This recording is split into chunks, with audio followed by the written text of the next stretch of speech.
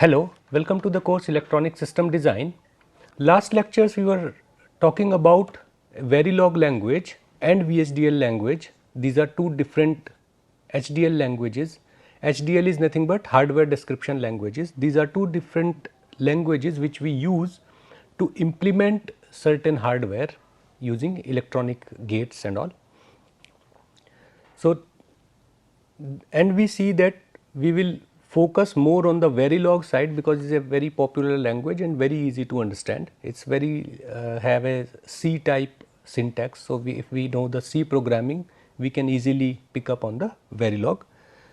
So, today we are going to discuss about what is Verilog language, what are different characteristics of this language. Before that, we will talk about some software which is freely available software, and that software we will use for Verilog simulations.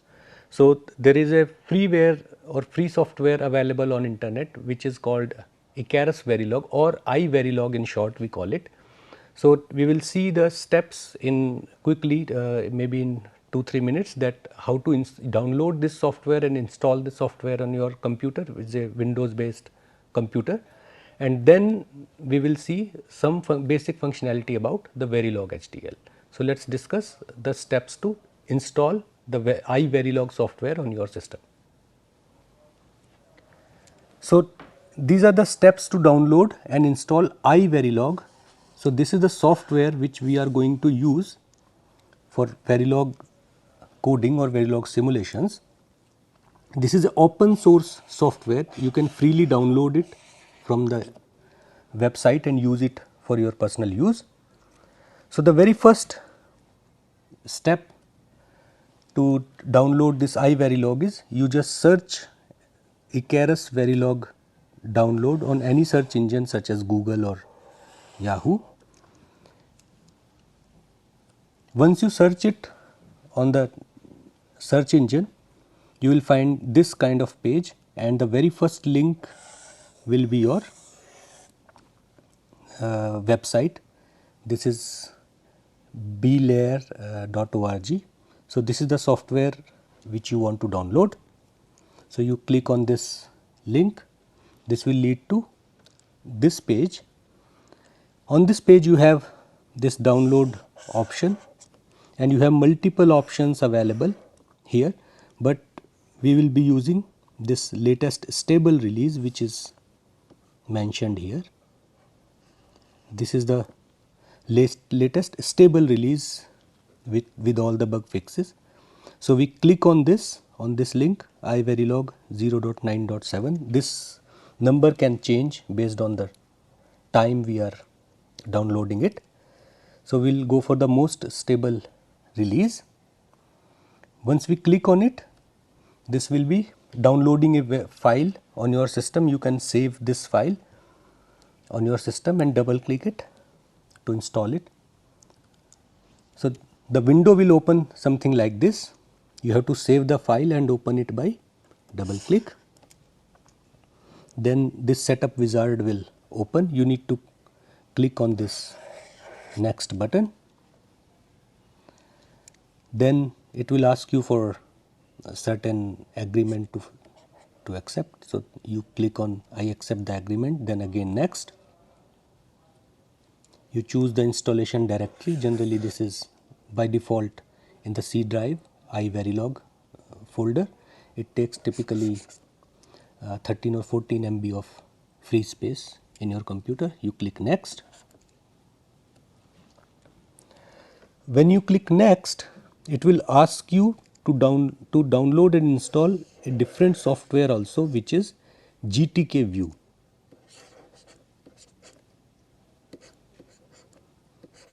So, this GTK Wave,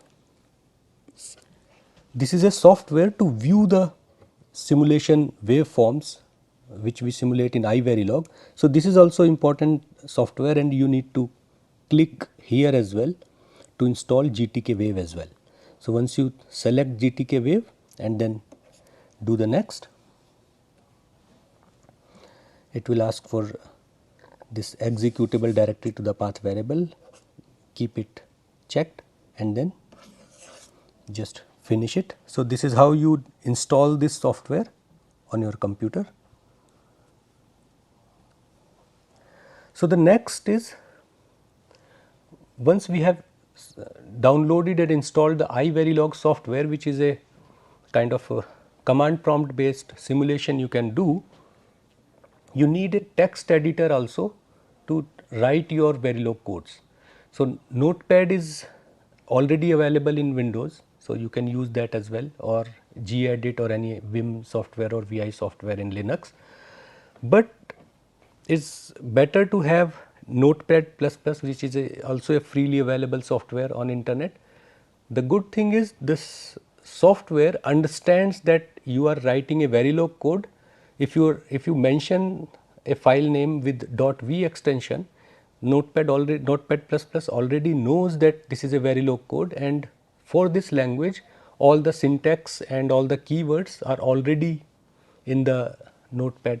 So, if you are making any mistake in writing syntax or any keyword, you can quickly catch it. It will flag those mistakenly typed keywords.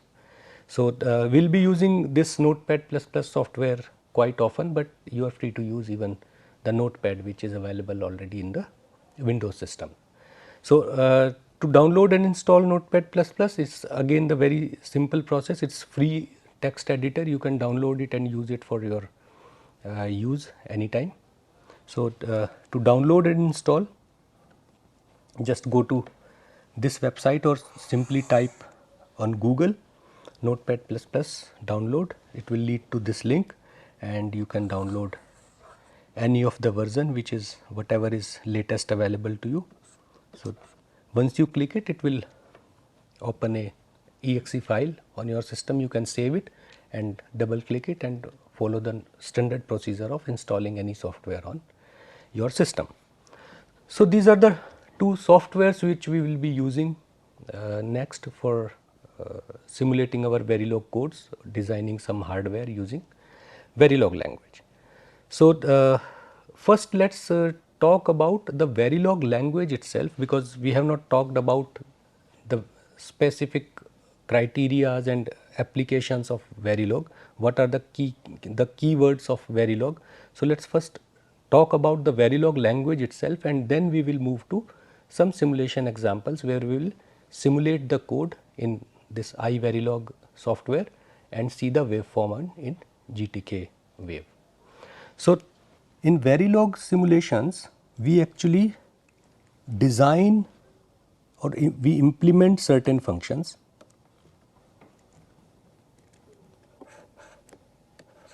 So, let us talk about the Verilog language in general.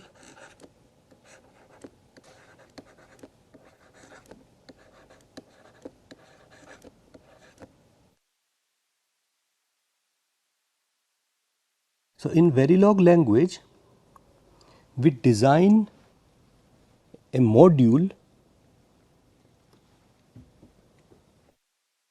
So, this is, let us say, a Verilog module.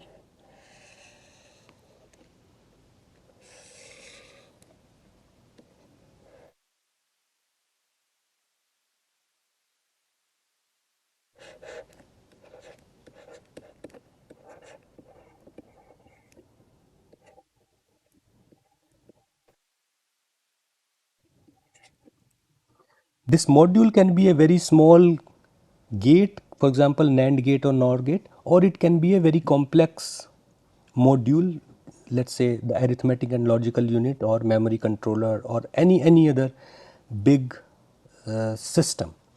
So, this module we are going to design in Verilog. So, we call it, let us say, Verilog module. For this we use Verilog language. Now, we want to check the output of this module, whether this module is working fine as per our expectation or not. So, for this we perform certain simulations. So, we will talk more about this Verilog module later. So, assuming that we have made a Verilog module, which is, let us say, a arithmetic logical unit or ALU, first we need to know whether the functionality of this developed module is correct or not. For this we will do simulations. To do simulations, one input is the Verilog module on which we want to design, or which we have already designed to implement certain function. This is one input, and the other input is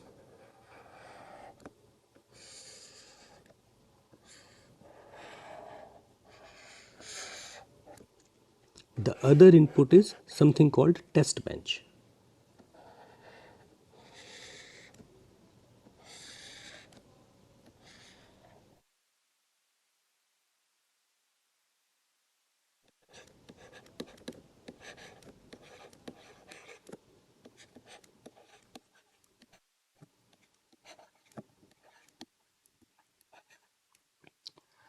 So this test bench, the purpose of this test bench is we apply different input stimulus to the design, our Verilog module, to check whether the RTL code whatever we have developed, it is behaving in our intended way or not. Let us say we wanted certain output for the given input. After the coding in Verilog and we develop Verilog module, we want to check whether we are getting the same output for that particular input or not. To do that, we write something called test bench, where we use different vectors, different input vectors. We apply those inputs to the Verilog module and we simulate. This simulation is done using this software, for example i-Verilog. So we are doing this simulation taking input of Verilog module which we want to check, or let us say the DUT, design under test, and we write a test bench. These are nothing but different input vectors which we want to apply and see the output. Once we do the simulation, this simulation generates evaluation result, or we want to evaluate whether our output is correct or not.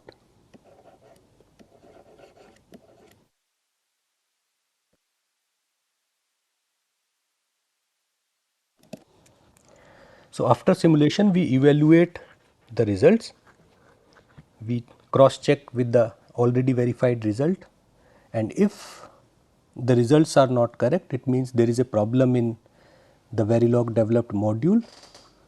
We again go back to the module and design it properly so that it is behaving as per our expectation. Once we do this part and we are satisfied with the evaluation result, our Verilog module is correct, the second step then is synthesis. So synthesis is, for example, this is the simulation process where we are doing simulation.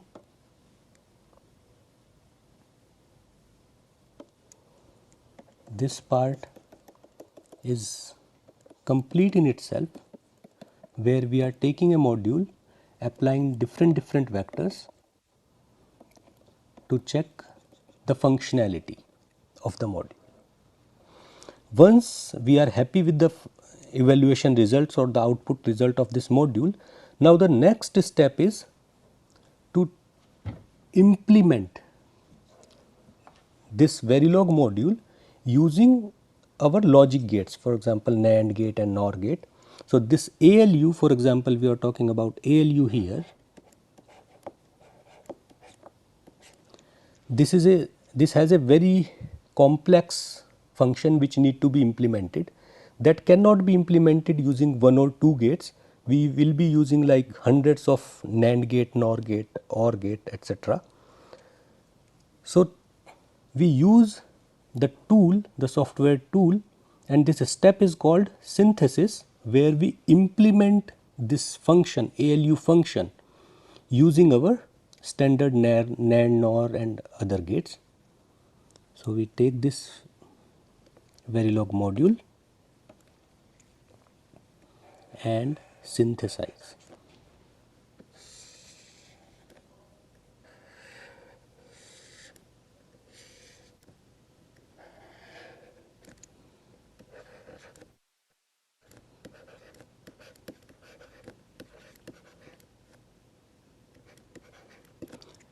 So, this is synthesis, and this step actually takes input of library files.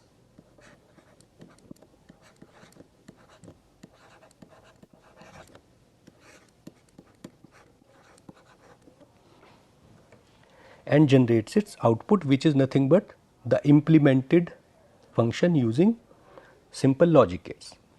So, this is the basic workflow. When we develop a module, we write a test bench to check its functionality. If the function is not correct, we again go back to module, design it properly, and then again apply the test bench. Once we are done with this loop kind of process, iterative process, we go back to design, tweak it again and design it properly, generate the output result again.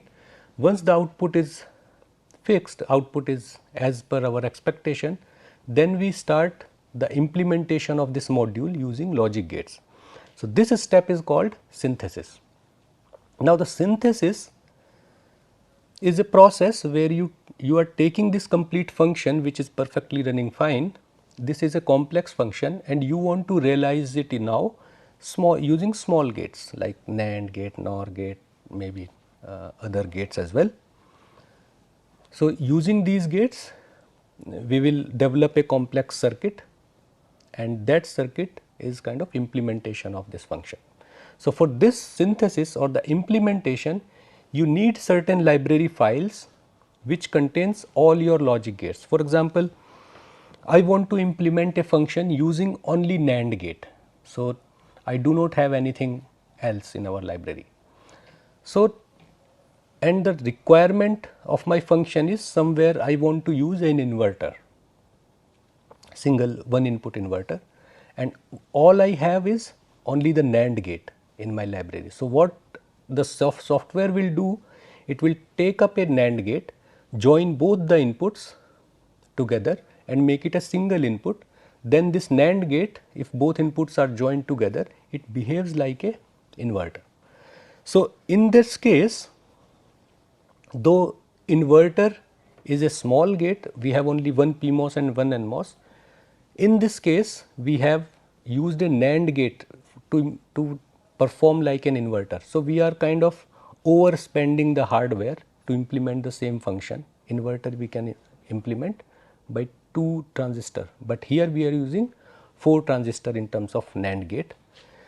But it is actually if we have only NAND gate available in our library and we want to implement everything, this is how we need to do. So, at this step we come to 2 types of synthesis. The one is the ASIC synthesis and one is the FPGA synthesis. Let us write it down first and then we will discuss. So, we can synthesize in 2 forms. One is the ASIC, this is called application specific integrated circuits, and the other form of synthesis is FPGA. This is called field programmable gate array. So, the synthesis or the hardware implementation of my function, now I can do it in 2 ways.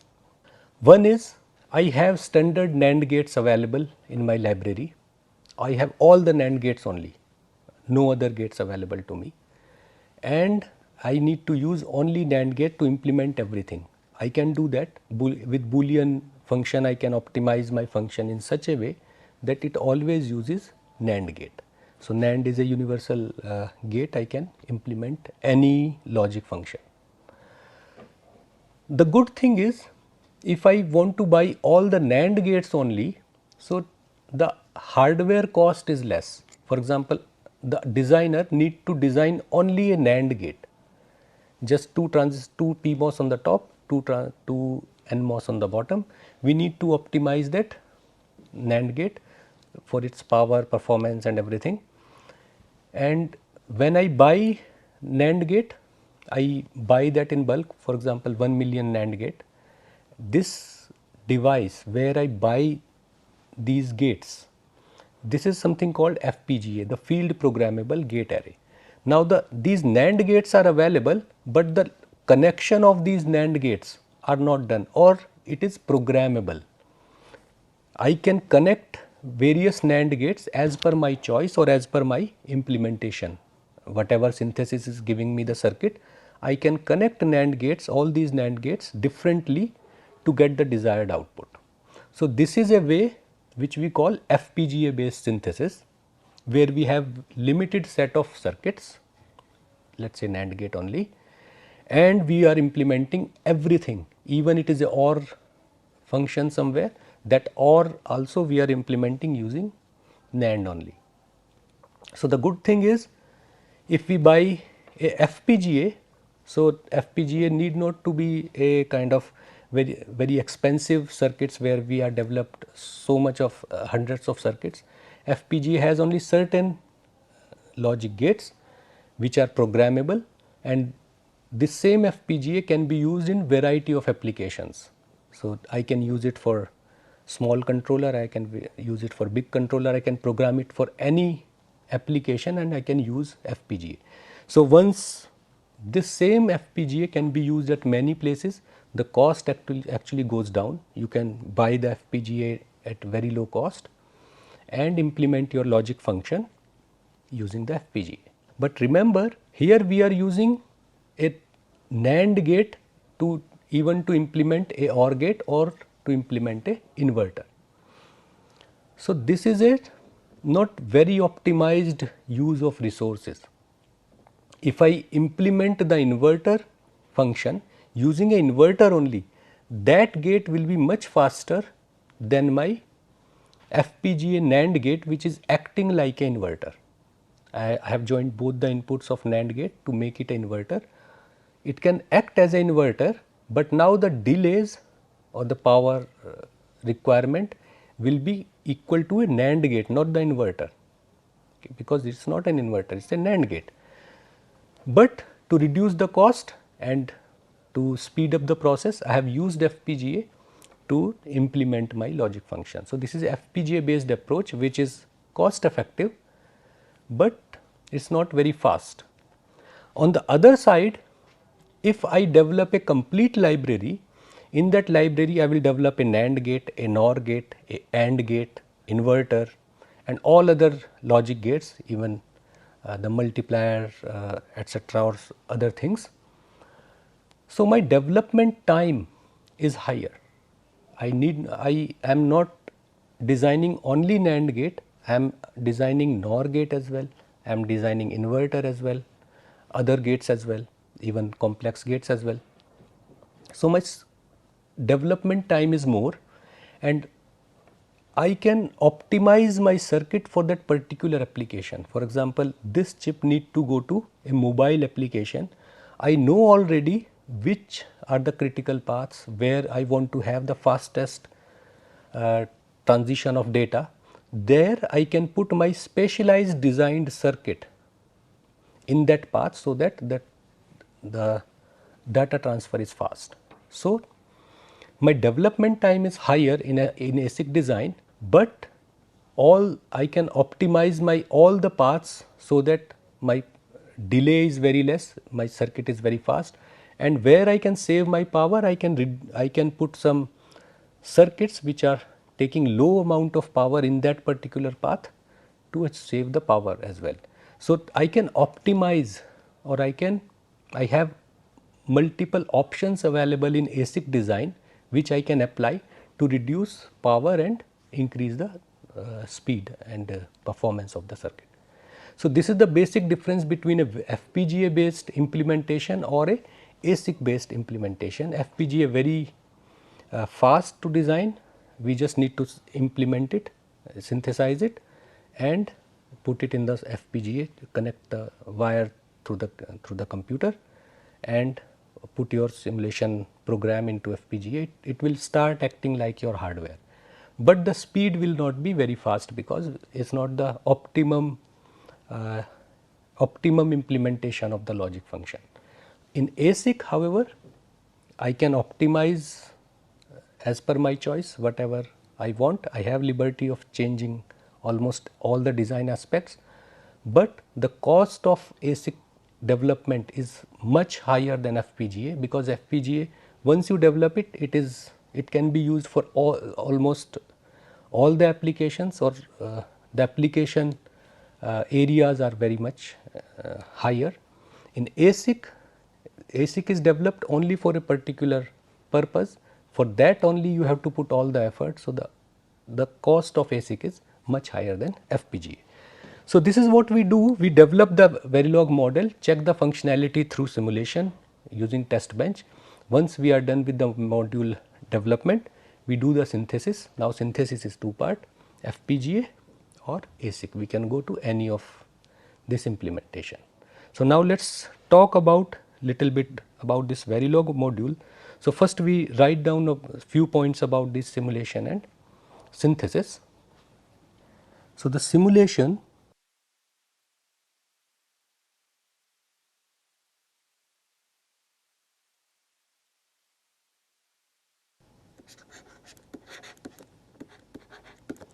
it is used to verify the functionality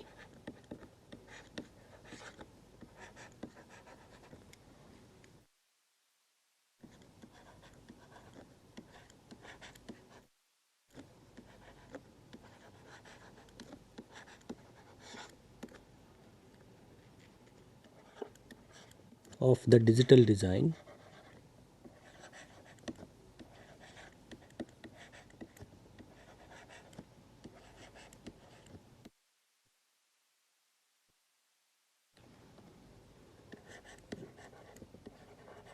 that is modeled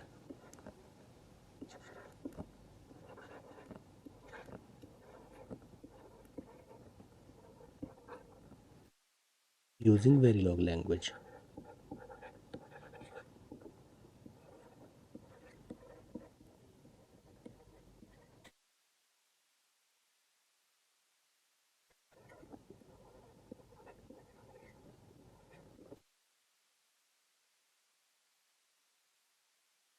And for the simulation, we apply different input stimulus to the design.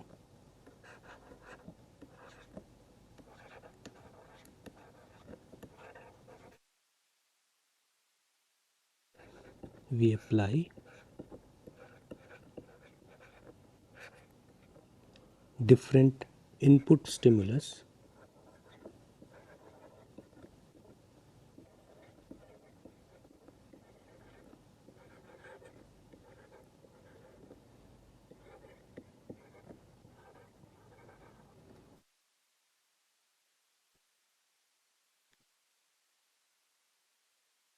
to the design at different times.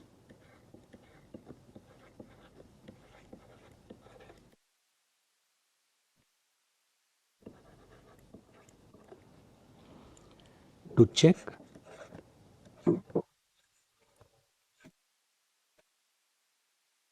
whether the RTL code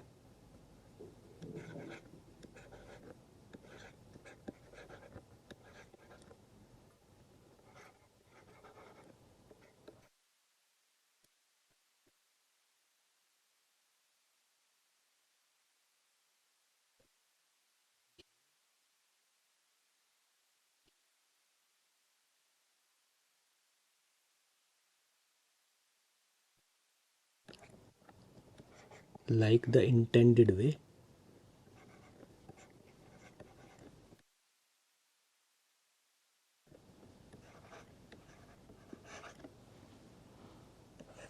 or not. If not, we can go back again to the module design and design it again. So, this is the simulation. After that, we do synthesis.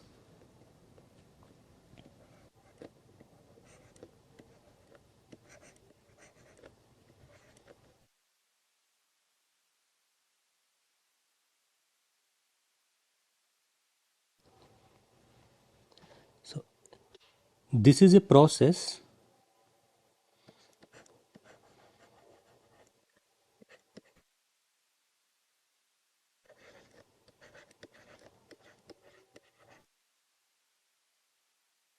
in which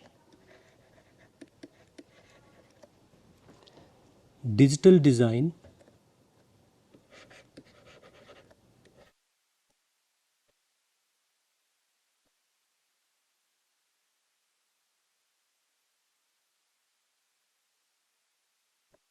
that is modeled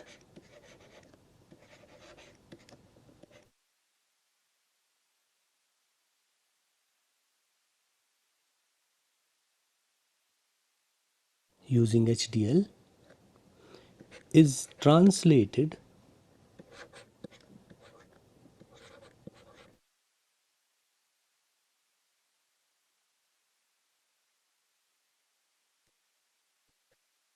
into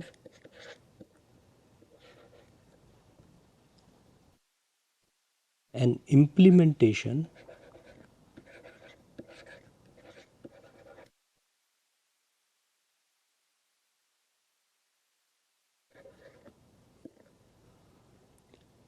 consisting of different logic gates.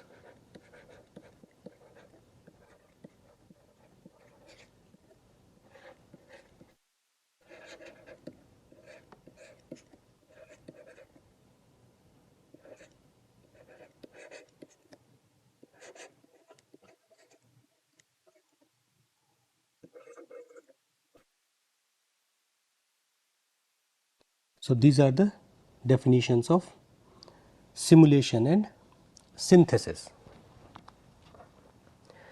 Now let's go back to the module design, which is our main purpose of using our Verilog language. So we want to develop a big module, let's say the ALU or arithmetic logical unit. So this is called the module in Verilog language. This module development or module instantiation is a process of creating an object in the Verilog language. So we make different objects. For example, we develop NAND gate, NOR gate and other gates. Using these small objects, we want to create a bigger object like ALU. So ALU is also a module, and our small objects like NAND and NOR gates, these are also a module. So we make different modules and we can join them together in a particular way to make a bigger module. So this is called something called module instantiation. So let's see what it is.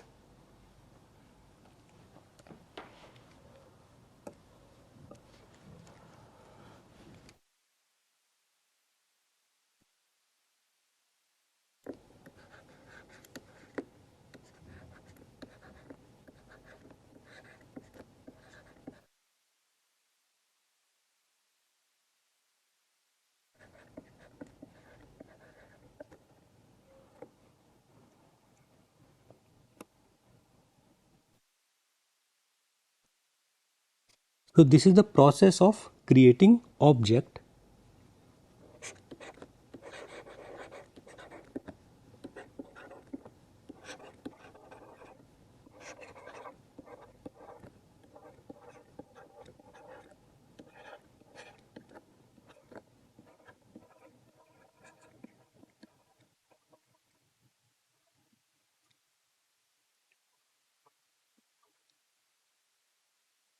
From a module template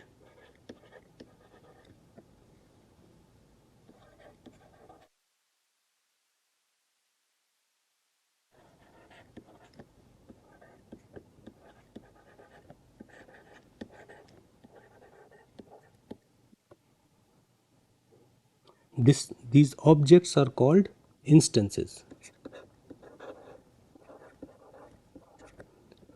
These objects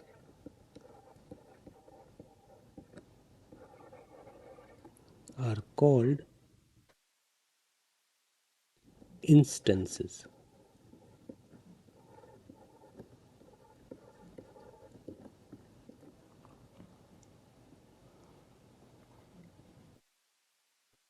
One module definition cannot contain the other module definition within inside. One module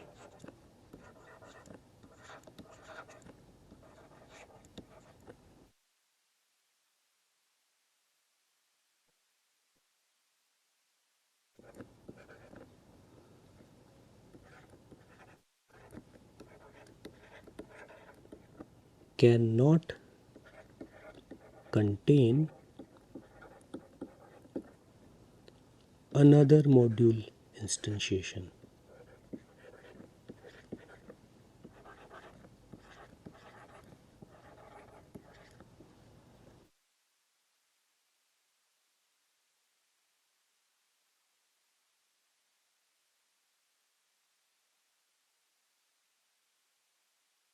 However, we can incorporate the copies of the other module by instantiating them.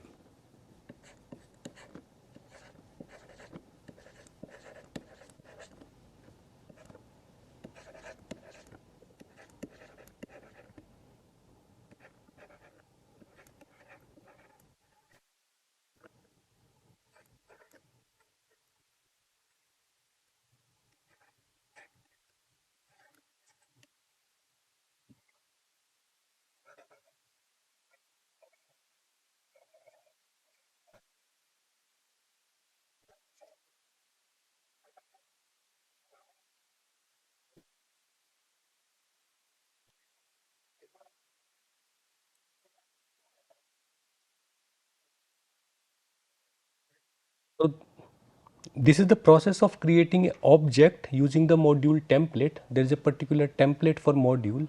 We write module and then the name of module. Then we have port parameter, just we see in the last lecture. And then we have AND module. So this is a complete module template. We use this template to create different objects, and these objects we call the instances.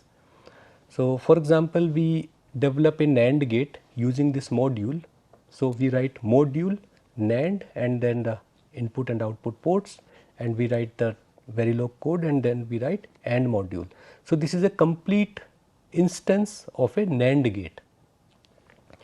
And we say one module definition cannot have another module definition within it. So for example, we are developing a function, we are using it using a module.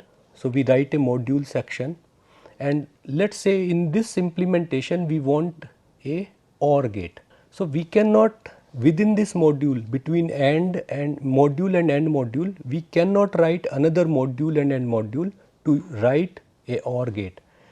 What we can do, we can write a module and AND module separately for a OR gate, and we can call this, or we can instantiate this OR gate into this module instance, this logic function. So we cannot have module within a module, but we can define the module separately, and we can call this module into another module by calling its name, by writing its specified name in the other module. So we cannot actually, nesting of these modules are not allowed. So we can instantiate using their name into the different module. Let's see this by an example.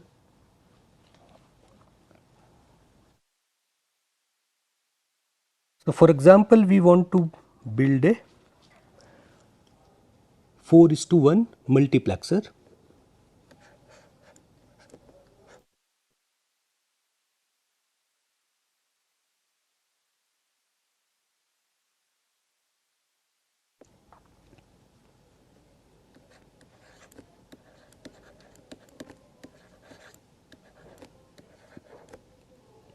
We want to design a 4:1 multiplexer, or MUX we call it in short, using 2:1 multiplexers.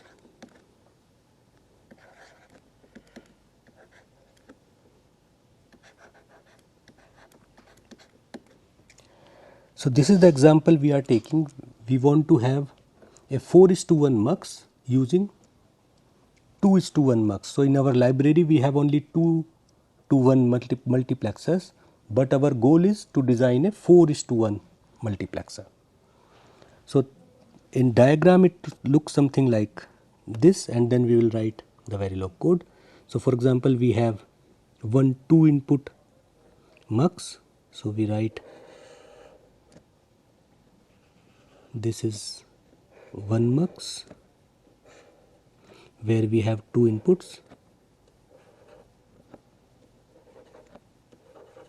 and one output.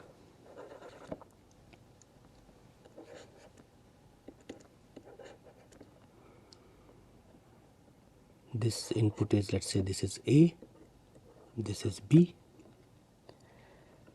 and then we use another instance of this 2:1 mux. This is again a 2 input 1 output multiplexer.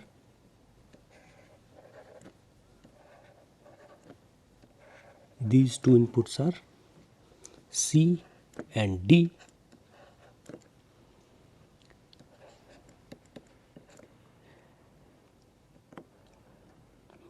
Now the first mux is converting two inputs to one output, and the second one is also converting two inputs to one output. Now we have two outputs.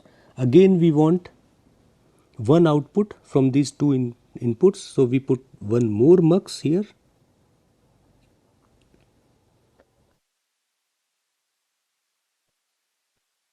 This is again 2:1 mux.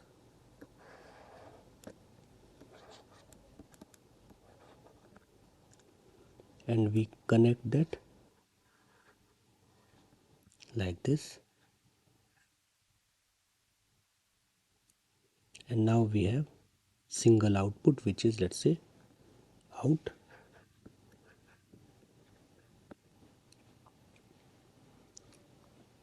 And we have now the selector lines for these.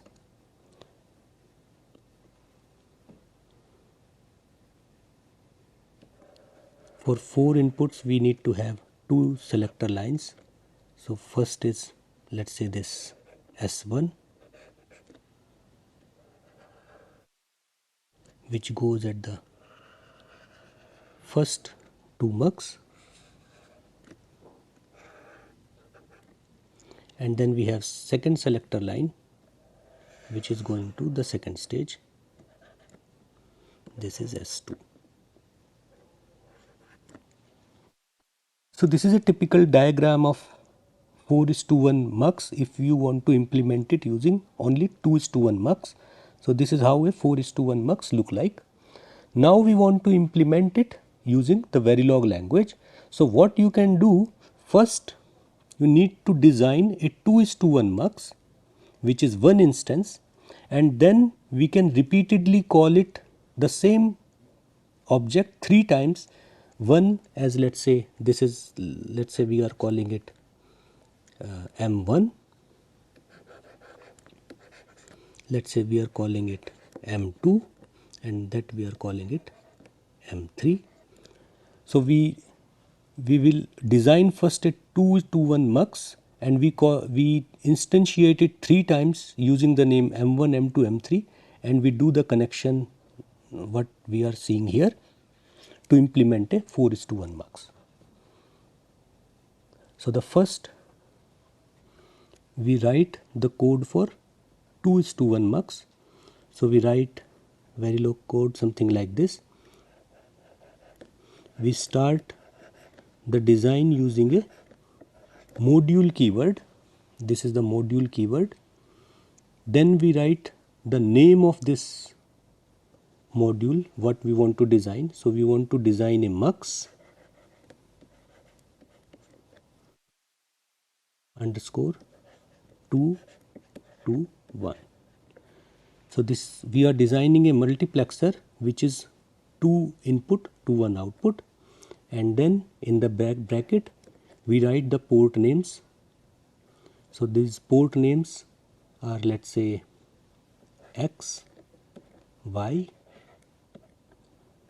then we have select input, and then output. So this is how we write the module function. Then we have to define these port names X, Y, cell, and output. So we have X, Y, and selector as the input port. So we write input. These are X, Y, and select, and output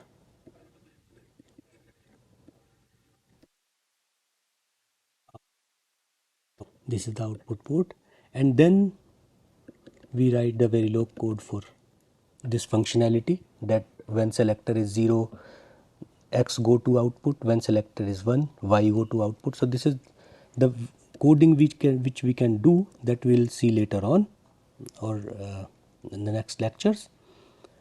Once we write that particular coding, we kind of complete this module by AND module.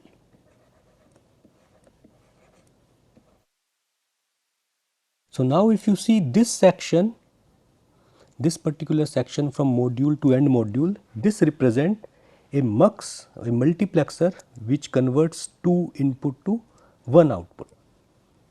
So any instance of this, this is one multiplexer, 2:1. So this is the Verilog code.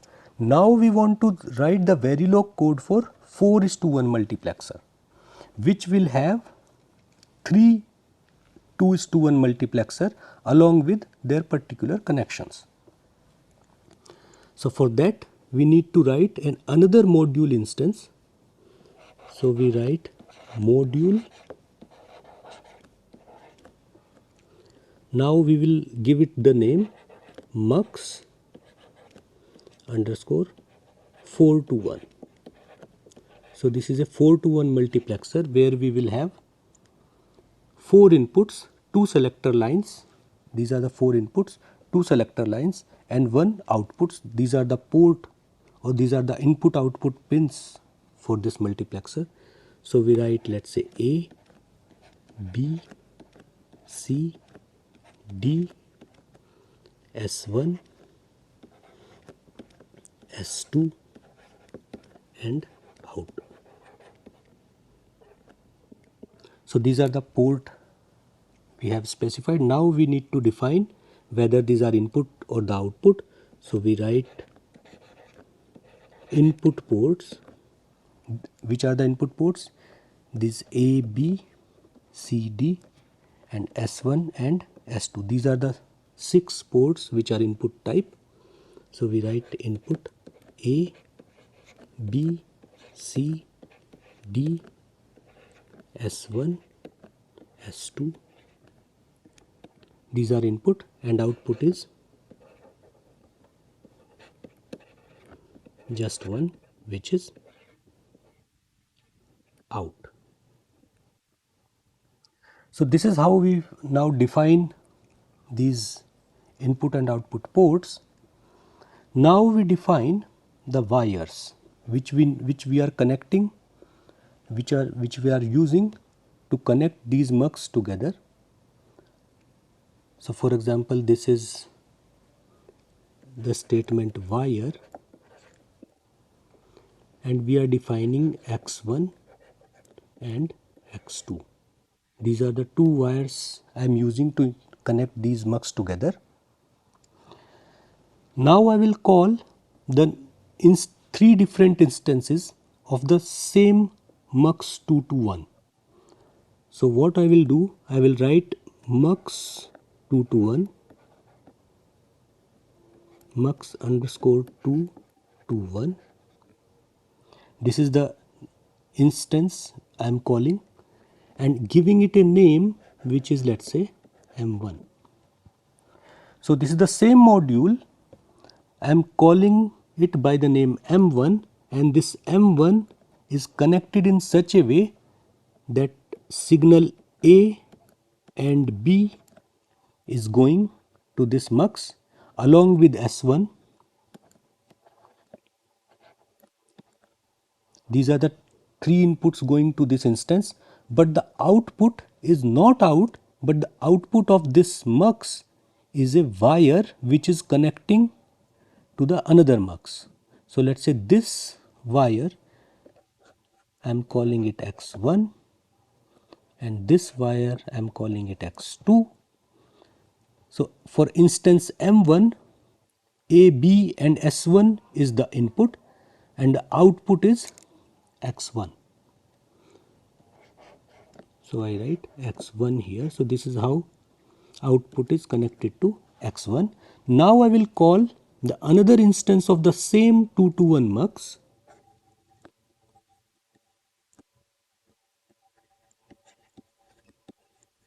and I will call it the name M2.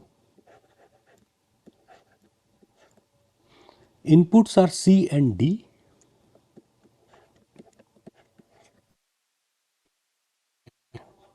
Signal is S1, select signal is S1, and the output is nothing but X2. So here I have two instances M1 and M2 which are generating output to X1 and X2. Now this X1 and X2 are the input to the third mux, which is my M3. So I will call it third time mux underscore 221, giving it a different name now M3. Now my inputs are not A, B, C, D. My inputs to this mux M3 is X1 and X2, which are generated by the same type of instance M1 and M2. So my inputs are now X1, X2. My select line is now S2, and output is now my final. So this is how we are connecting all these three mux together using two different wires. So remember, we have used or defined two wires X1 and X2. This is the module, and then we can write the AND module to complete this instance.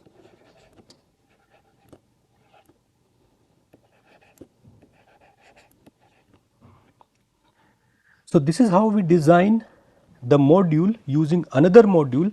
Here we have, this is a lower level module which is 2:1 mux, and in the higher level module, which is a complex function where we are implementing or we are instantiating this lower level module multiple times to implement a desired function. So when we design these modules, there are many different things we can do in Verilog language. For example, we can specify the delays when this output will be available if the input is applied, because we need to remember that Verilog, though we call it a language, it's not the language like C programming and Perl programming and other programming languages. These are hardware description languages which are specifically designed to implement the hardware. And when we talk about hardware, we have these gates made up of PMOS and NMOS. These are the devices. When we apply the voltage at these devices, they take time in responding. For example, when we apply the voltage at the gate, the current flow from drain to source, it takes time in building up and charging the output node. So physically there is a timing involved in these type of circuits. It may be 100 picosecond or 50 picosecond or even smaller, but this timing is significant, it is not zero.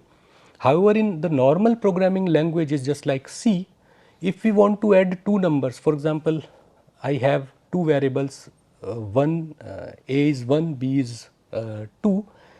I want to calculate C, which is addition of A and B. So quickly C can add 1 plus 2, which comes out 3. So the result can come out instantaneously. As soon as I specify C as A plus B, C is going to be calculated. However, in hardware, when we apply the signal, let us say we are applying two signals, output does not change immediately. It changes after a certain amount of time, and that time we know by our designing. When we design this, for example, NAND gate, we know that maximum or the worst case delay, as we have talked about few lectures earlier, we know the worst case delay. So we can expect our output only after that worst case delay, which is let us say 200 picosecond. So when I apply the input at the gate, my output will come only after 200 picosecond. It is not exactly at the same time, just like normal languages. So the Verilog is different in such a way that we can specify the delay numbers when we are calculating something. So let us see how this is written in Verilog.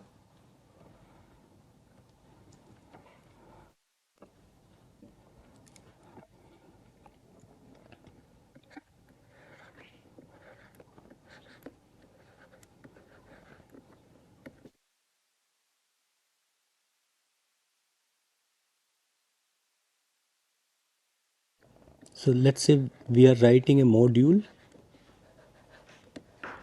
which is D. Here we have A, B, C as the input and out is the output.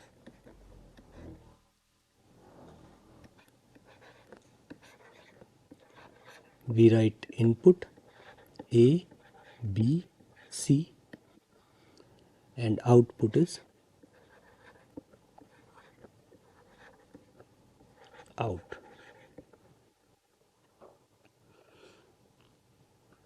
Now let's say we have a circuit which is, for example, this kind of circuit.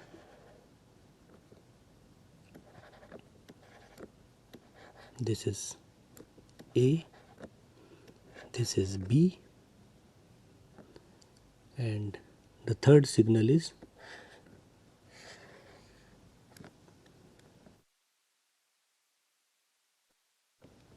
this C. The output of this goes to the input of second gate and output we takes from here. Now by designing of these gates, for example this is a NAND gate, this is a AND gate, and we by design know that the delay of this is 3, let's say 3 unit. We will define these units later on. Let's say that delay of this is 3 and the delay of this is 4 unit. So we want to implement this circuit. So we define first ABC as the input, output is out, and we are using an additional wire here which is, let's say, E1. We are calling this wire as E1. So we can write, for example, AND. This is a AND function we are performing on two inputs A and B. However, the delay of this AND gate is 3 unit. So the E1 signal will be available only after 3 units of time when we apply the input. So when we apply, let's say 3 is the 3 second. So when we apply the signal at A and B, after 3 second we will get the signal at E1. So we can specify this in Verilog language. We write hash 3. This is the delay in this AND gate, and we write, let's say, A1, which is E1, this is the output, and AB are the inputs. This is how we can write. This is the AND function, and this E1, when we apply E1 and C on this OR gate, only after 4 seconds we will get the output. So this OR gate,